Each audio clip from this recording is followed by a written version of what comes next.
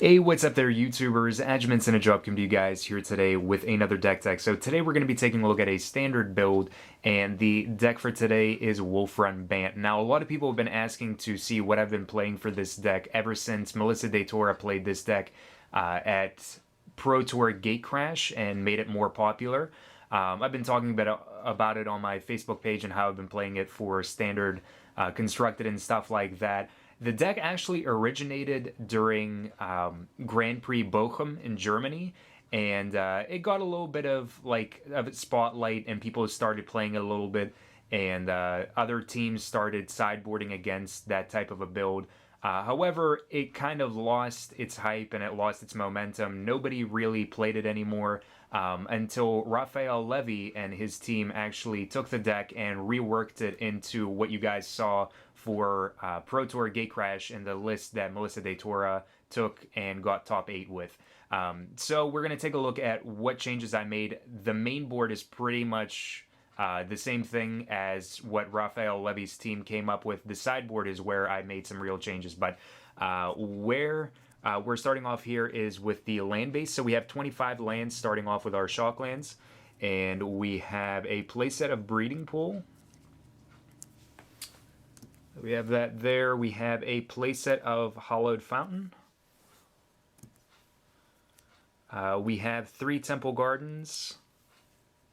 We have some Singleton Shocks in the form of 1 Stomping Ground. We have 1 Steam Vents. And 1 Sacred Foundry. Then we have our dual lands, so we have a playset of Hinterland Harbor. We have 3 Glacial Fortress. 2 Sunpetal Grove. And then we have one of the highlight cards of this deck, which is Kessig Wolf Run. So this is a 2 of. So the land base is pretty much the exact same as what Levy's team ended up coming up with. The big thing to kind of note and take a look at is whenever you're running your Farseeks into getting appropriate mana and mana fixing, your Stomping Ground, Steam Vents, and your Sacred Foundry are going to be the ways to actually get red mana for the Kessig Wolf Run. Otherwise, double blue and double white are going to be available based on the other dual lands that we have here for various spells, Sphinx's Revelation, Supreme Verdicts, Dissipates, stuff like that. So that's the land base that we have. Now let's take a look at the rest of the stuff in the main board. So we have Augur of Bolas as a 3 of. So Augur of Bolas is going to let us look at the top 3 cards of our library whenever he enters the battlefield. We can reveal a instant or sorcery from among them, and we can put it into our hand. The rest of the cards go to the bottom of our library in any order. Ultimately, Augur of Bolas is pretty good for game 1 up against any aggro-based decks, where he's just going to be a nice card to be able to block early on until you can hit wrath effects and stuff like that. And he also lets you search for instants and sorceries after you've gotten all of your lands out of the way, and you're pretty set as far as your lands go for the next 2 or 3 turns if it's early on, or if you're getting into the late game, it lets you dig into things that you actually want to get. From there, we have Centaur Healer, which is a 3 of for us. So it's a 3/3 for 3, enters the battlefield, and we gain 3 life. Ultimately, again, it's another card that lets us stall out aggro until we have the opportunity to find answers and be able to use wrath effects and stuff like that to clear the board and give us a good position on the board. And it's also comboed off with Restoration Angel, of course, kind of as a minor combo. Restoration Angel also combos off with Augur of Bolas and Thragtusk. Thragtusk being the most favorable of the interactions that you could have, but we have Restoration Angel here as a playset as well. So it's a 3/4 for 4 flash flying, and whenever it enters the battlefield, you can exile target non-angel creature you control and then return that card to the battlefield under your control. So it obviously plays off of enter the battlefield abilities, but ultimately it's a good target for the Kessig Wolf Run just because you're able to swing in over your opponent's things and be able to bash in and deal a decent amount of damage pretty effectively. Then we have our Thragtusk. So Thragtusk is a playset, 5/3 for 5. Enters the battlefield, we gain 5 life. Leaves the battlefield, and we get a 3/3. So playset of Thragtusk. I'm actually running one Sigarda in the main board. So Sigarda, Host of Herons, is a 5/5 for 5, flying hexproof, and spells and abilities your opponents control can't cause you to sacrifice permanents. The biggest reason why I'm running Sigarda in this deck is because of Jund midrange. Jund midrange is a really good deck, and it's a tough matchup. It's a tough matchup for a lot of decks. And especially some of the slower decks as well, and like the more mid-range or control-based decks, they are going to have a more rough time matching up with Jund mid-range than anything else. Sigarda is a good creature to have on the board just because it's a flying hexproof creature. Kessig Wolf Run can pump it very effectively late game, and you can swing in for pretty much lethal without your opponent being able to really do anything. Bonfire can get rid of it, but it's not very consistent just because you have to have a Bonfire of 5 or more to actually be able to get rid of Sigarda as far as game 1 goes. Sigarda is just really good because it also nullifies Liliana of the Veil as well, so they can't cause you to sacrifice permanents. They can still force you to discard stuff, but the biggest thing being that they can't force you to sacrifice creatures is also nice for us. So they're going to be able to force us and themselves to discard, but the biggest thing is just not letting them use the -2 or the ultimate ability of Liliana. So Sigarda ultimately against the Jund mid-range matchup is really good for either swinging or just being able to kind of nullify Liliana. From there, we have Sphinx's Revelation as a playset for us here. So we gain X amount of life and draw X amount of cards, and the casting cost is X, 1 white and double blue.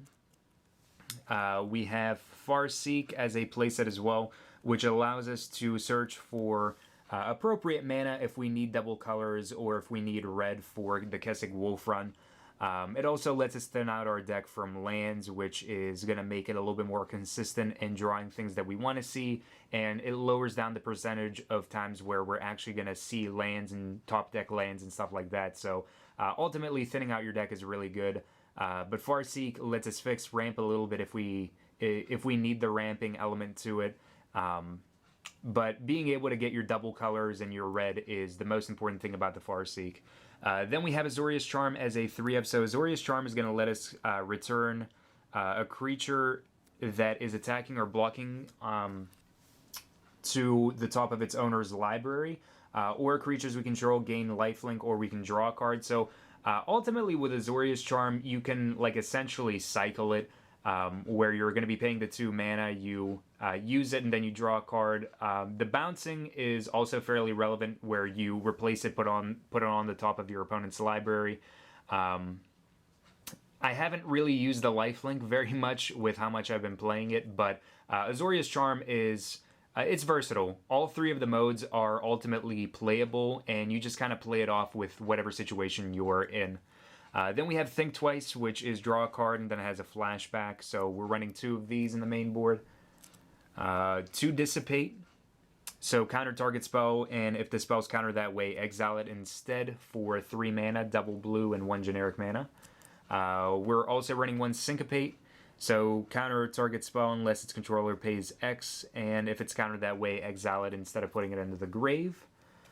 I'm also running 1 Detention Sphere to be able to get rid of threats that our opponents may have, whether they're planeswalkers, multiple copies of creatures like Boros Reckoner, or any other creatures of the sort. Ultimately, Detention Sphere is a nice way to be able to get rid of threats, even if it's temporary.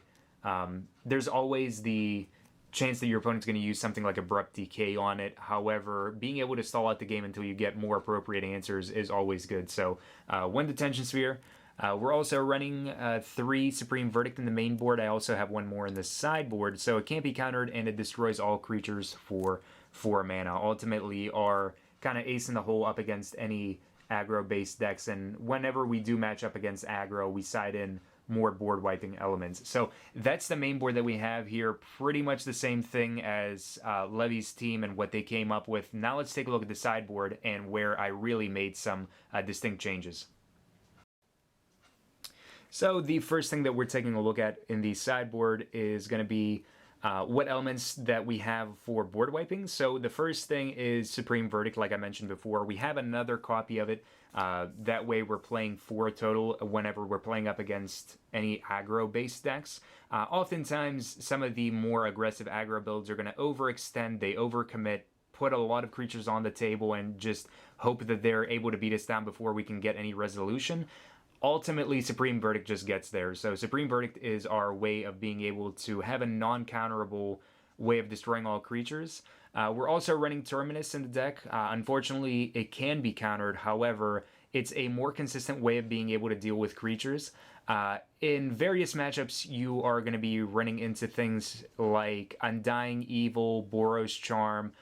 Even in the Aristocrats matchup where you have Falkenroth Aristocrat, they're able to make the Aristocrat indestructible. So Terminus is the easy way to get around that, where you're just putting all creatures on the bottom of their owners' libraries. And if you're able to miracle it off for 1 white, it's pretty awesome for us as well. One thing that you want to remember is you can cast miracle spells off of like Think Twice if you're casting it during your opponent's turn. If you happen to draw your card, you have 1 white mana open during your opponent's turn, and you draw Terminus, you can go ahead and wipe their board for that 1 white and just kind of continue off with playing the rest of your things as you would during your turn. So it's definitely something to remember, especially when you're keeping mana open for specific things after playing something like Think Twice. From there, we have Planar Cleansing. So Planar Cleansing destroys all non-land permanents for 6 mana. The biggest thing with Planar Cleansing was playing it up against the Prime Speaker Bant decks, also the Naya decks, and all of the more like mid-range style decks where they're going to be playing a lot of bulky creatures in accordance to planeswalkers such as Garruk Primal Hunter.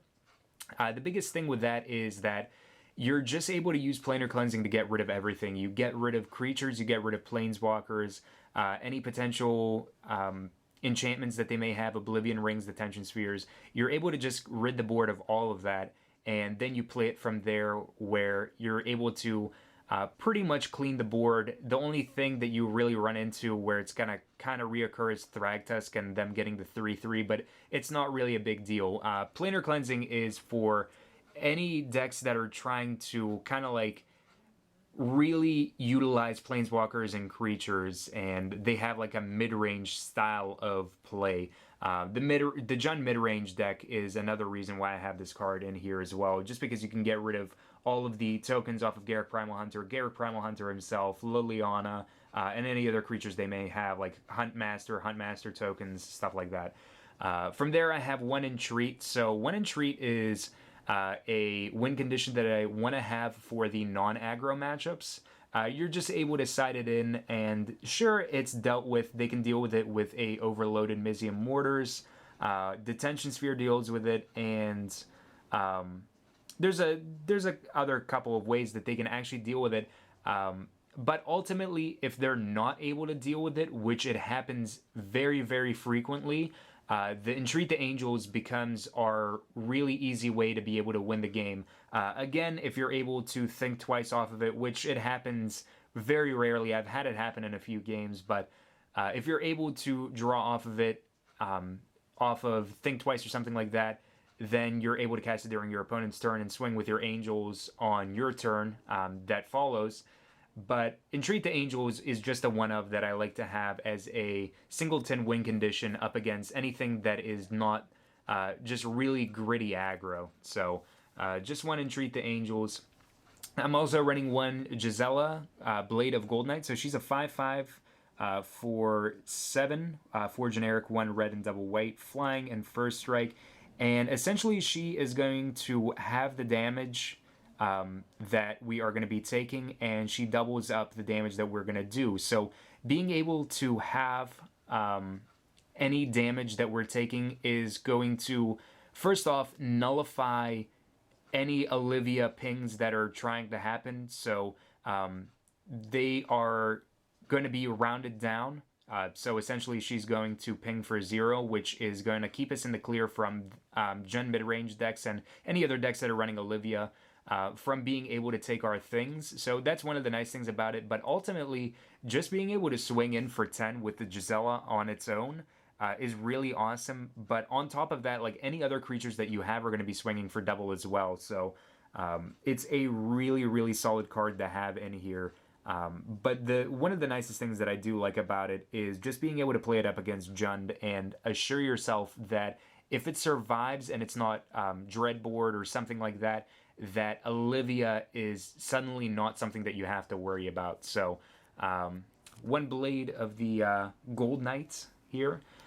From there we have Purify the Grave, and I'm running it as a 3-of in the sideboard. So exile target card from a graveyard, and it has a flashback for 1 white. So the biggest reason why I wanted to run this in the sideboard over something like Rest in Peace is actually because of the interaction that it has with Augur of Bolas, and it's searchable with it. So if you happen to dig with Augur of Bolas and you have the Purify the Grave and you're playing up against Reanimator Game 2, you're able to actually select it, whereas with Rest in Peace you wouldn't actually be able to get it off of the Augur. So that was one of the biggest things that I wanted to use with it. Also, the Reanimator decks are going to have ways to deal with Rest in Peace. So ultimately, with Purify the Grave, if we have it in our hand, we're able to keep them from reanimating and using their combo twice for each copy that we have. So I have 3 of the Purify the Grave for the Reanimator matchup. From there, I have 1 Garruk Primal Hunter. So I like the Primal Hunter sided in over something like the Sigarda, and that's probably where I find it most common in the aggro matchups, where Sigarda ends up being kind of lackluster and it's not really that impressive up against aggro, aside from the fact that it can't be removed. But Garruk Primal Hunter is a little bit more appropriate just because he makes 3/3, and like post Wrath, we're able to stack the board with creatures that we can actually use to swing in on our opponent. But ultimately, he lets us stall out the game. He gives us some more blockers that we can use. He also lets us draw if need be. So Garruk Primal Hunter is pretty good as having him just as a 1-of, where you can kind of pick and choose when you want to be siding him in. But I do like siding him in the aggro matchups, as well as some of the other matchups like Control. Other slower decks are going to have a tough time with him, and they need to deal with him because he is a really big threat.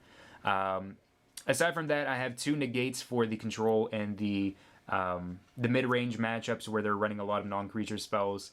2 of those, also flash variants. Anything that's running a lot of non-creature spells, we're going to side in the negate and be able to deal with things that they're playing, whether it's like Rakdos's Return, or them playing Sphinx's Revelation, Planeswalkers like Garruk, Jace Memory Adept. There's a lot of things that the negate can hit into, and it's really important to have it if you're running blue. I'm also running 1 Pithing Needle in the sideboard as well.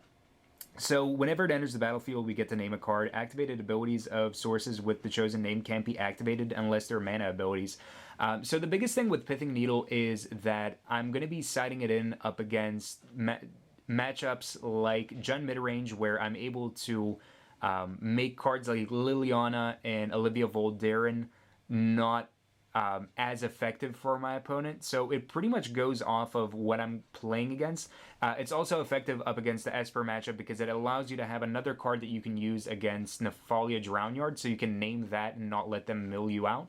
But Pithing Needle has a lot of different implications. Obviously, it's really good with Planeswalkers, but it has a pretty good role with other cards and other creatures with activated abilities. Also, in the Aristocrats matchup, you're able to have Pithing Needle, and you're able to name Falkenroth Aristocrat, and then your Supreme Verdicts are pretty much going to hit into everything. So 1 Pithing Needle for various matchups. It's good in a lot of things, but I only like it as a 1-of. I wouldn't run it as anything more than just 1. And then I have the last 2 cards here, which is Witchbane Orb. So with Witchbane Orb, it enters the battlefield, destroy all curses attached to you, which isn't as relevant now in the Gatecrash season of Standard, but we have Hexproof. So the Hexproof is going to be relevant for us because it is going to allow us to play up against matchups where our opponent's not going to be able to play Slaughter games against us. They're also not going to be able to play Rakdos as a return, and those are two big nuisance cards for control and mid-range matchups. So Slaughter games, I think, is the more threatening card that we don't want our opponent using against us, and not being able to name something like Thragtusk or Sphinx's Revelation and get rid of it permanently. So Witchbane Orb is going to be good against that. Any stuff that is going to be targeting us. Also Bonfire of the Damned, Jace Memory Adept if they're trying to mill us out, Nephalia Drownyard, of course, but anything that's trying to target us, Witchbane Orb is going to be the easiest way to get around that. So 2 of the Witchbane Orbs and 1 Pithing Needle for kind of appropriate and specific hate that we have here. So that is the main board and the sideboard that I'm running for Wolf Run Bant. Hopefully you guys enjoyed it. If you did, please be sure to like, favorite, and subscribe for more Magic the Gathering content. The entire list that I'm using is down in the comments below, and there's also a playlist to all of the previous decks that I've covered on the channel in the description below. Until next time, guys, have yourselves a wonderful, fun-filled Magic the Gathering day.